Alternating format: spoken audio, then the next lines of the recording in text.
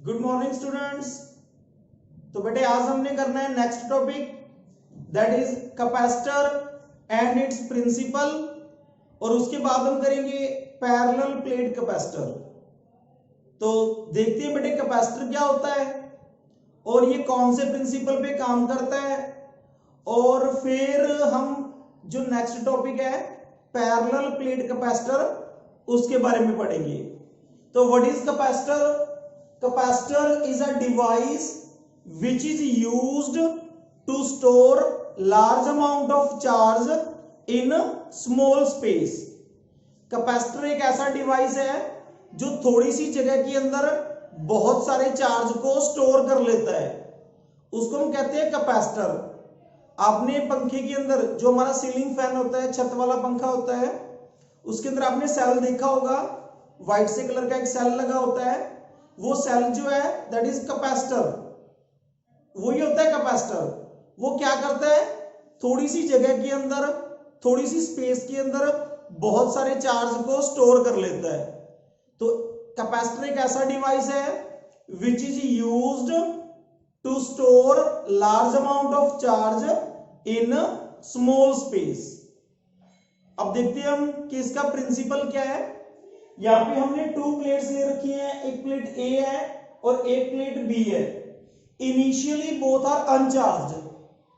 शुरू के अंदर दोनों ही अनचार्ज्ड हैं, ना ही तो ए प्लेट के ऊपर चार्ज है और ना ही बी प्लेट के ऊपर चार्ज है, और दोनों को सेपरेट रखा हुआ है, दोनों को कुछ डिस्टेंस के ऊपर रखा हुआ है। फिर हमने क्या किया, प्लेट ए को पॉजिटिव चार्ज हमने सप्लाई कर दिया, यानी कि we are giving positive charge to plate A. हमने ए प्लेट को पॉजिटिव चार्ज दिया और जो बी प्लेट है उसको ए प्लेट के नजदीक रख दिया हमने।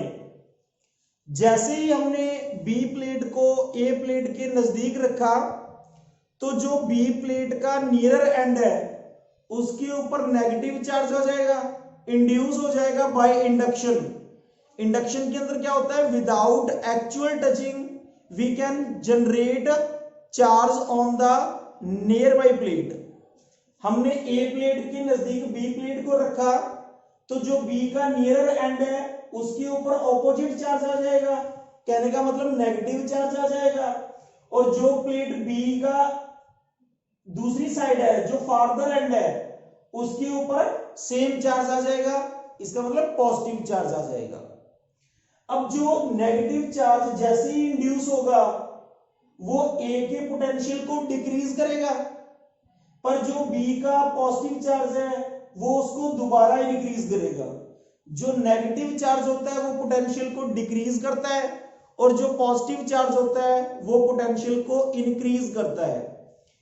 तो नेगेटिव चार्ज जो है वो ए के पोटेंशियल को डिक्रीज कर रहा है, पर ये जो पॉजिटिव चार्ज है ये इसको दोबारा इंक्रीज करेगा, पर जो नेगेटिव चार्ज है वो ए के ज्यादा नजदीक है, तो इसीलिए जो नेट चेंज आएगा that is decrease in potential.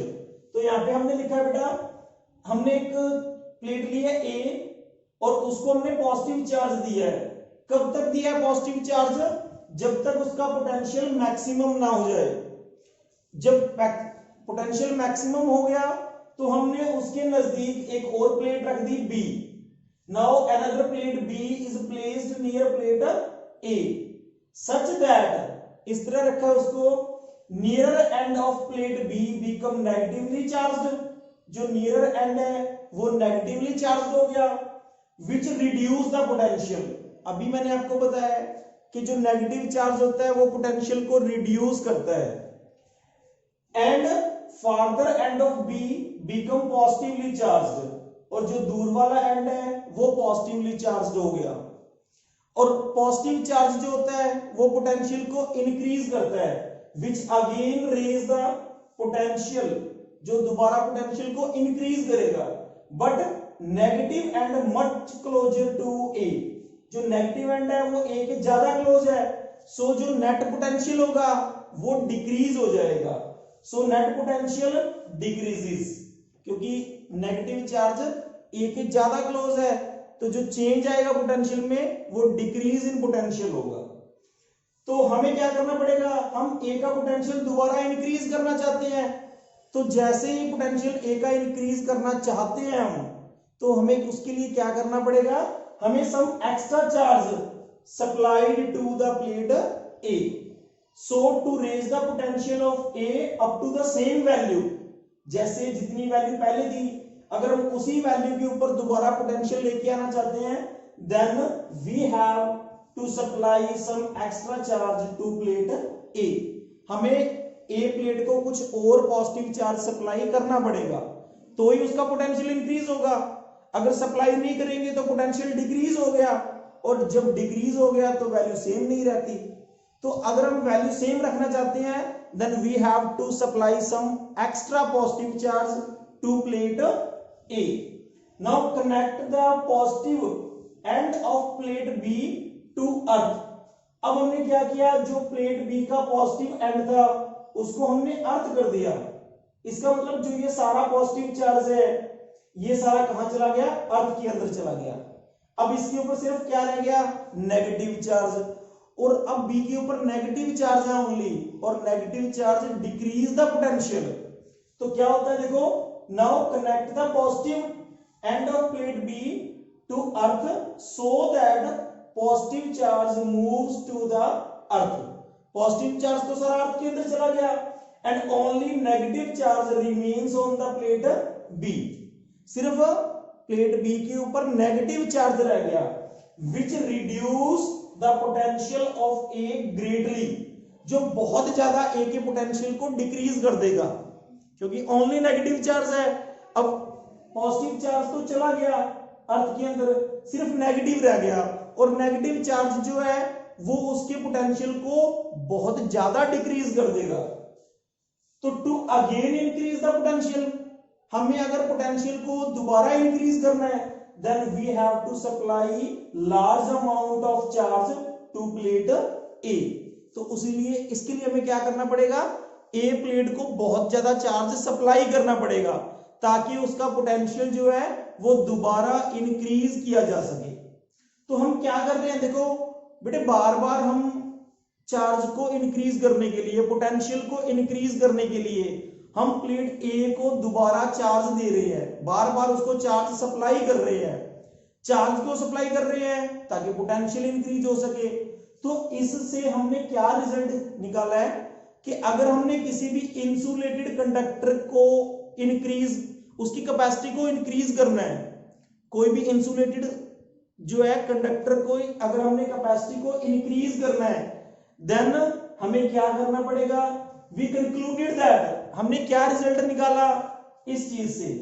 देखो हम क्या कर रहे हैं, नेगेटिव पोटेंशियल, नेगेटिव चार्ज जो है उसके पोटेंशियल को डिक्रीज कर रहा है, पर हम बार बार पोटेंशियल को इंक्रीज करना चाहते हैं, तो हमें बार बार उसको चार्ज सप्लाई करना पड़ेगा। जो प्लेट ए है उसको हम बार बार चार्ज सप्लाई कर रहे हैं।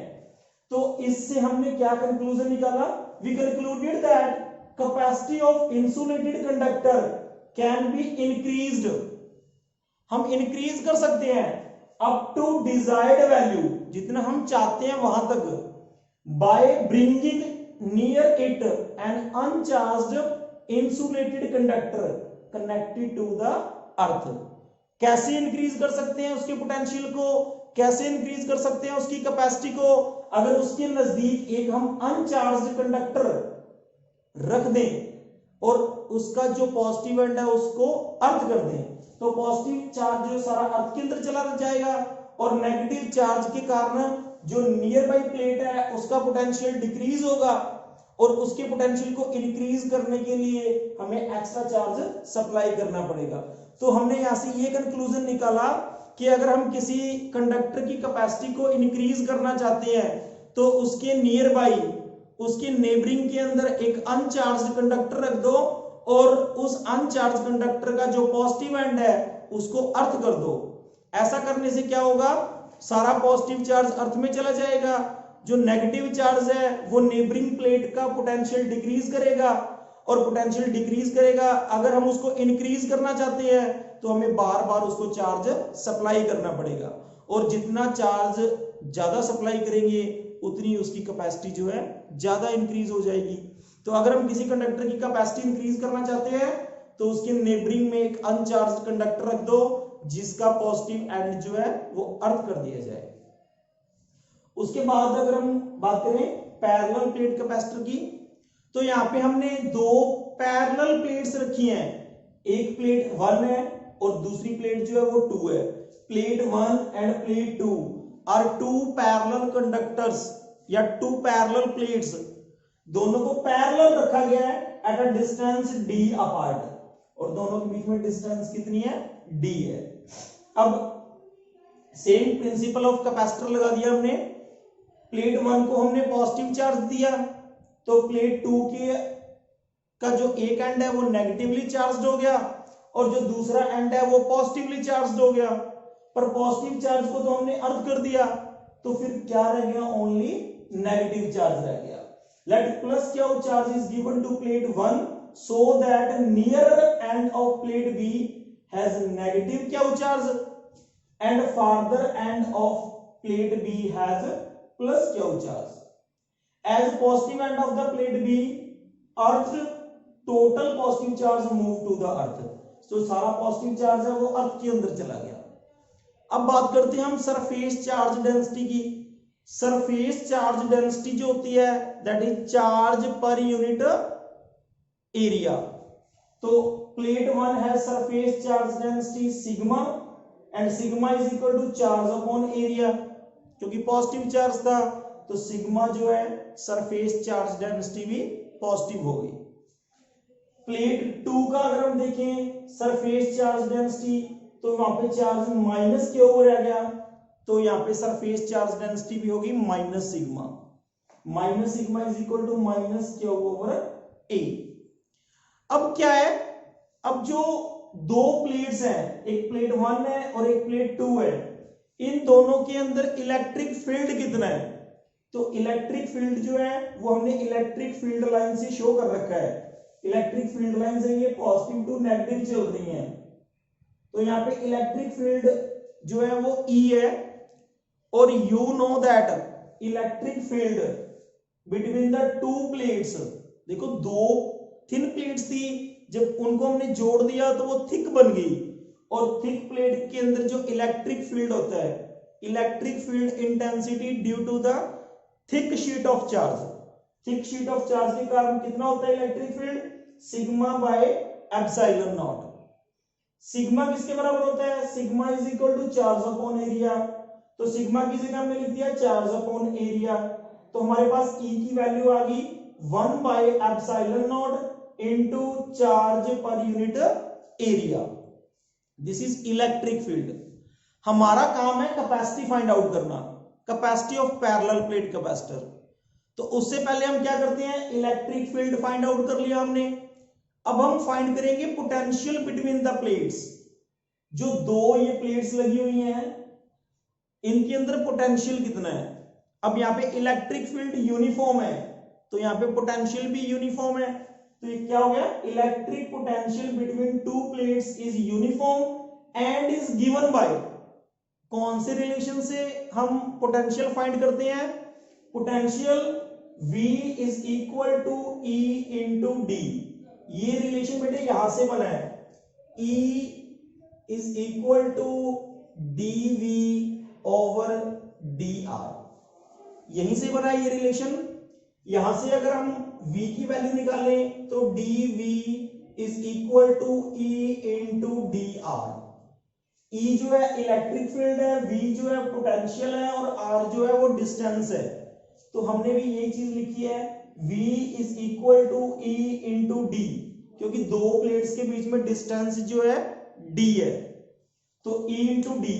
E की वैल्यू पुट कर दी हमने 1 over epsilon not into charge per unit area, into multiply किससे करना था, D से मल्टीप्लाई करना था, तो D से मल्टीप्लाई कर दिया। दिस इज पोटेंशियल, ये पोटेंशियल है between the two plates and we have to find capacity, and you know that कि capacity of capacitor is given by the relation C is equal to Q on V. C is equal to Q over V.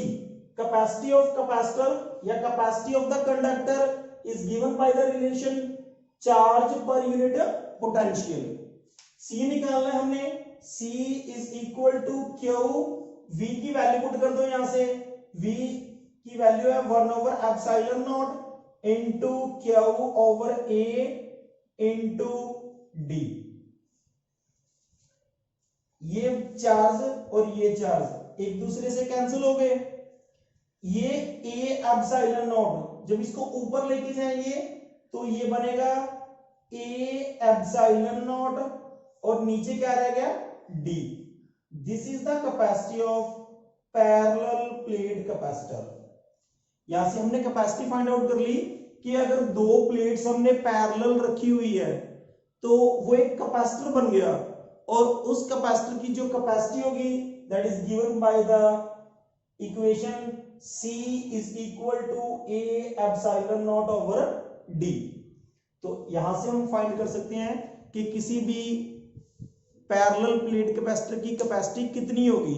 अगर आपको capacity find out करनी हो तो अगर आपको दो plates के बीच में डिस्टेंस पता हो और प्लेट्स का एरिया पता हो आप, then you can find easily the capacity of parallel plate capacitor. तो आई होप कि आज जो दोनों टॉपिक हमने किए हैं ये आप लोगों को समझ में आ गए होंगे। अगर इससे रिलेटेड आपकी कोई भी प्रॉब्लम हो तो आप मेरे से क्वेश्चन पूछ सकते हैं। Thank you.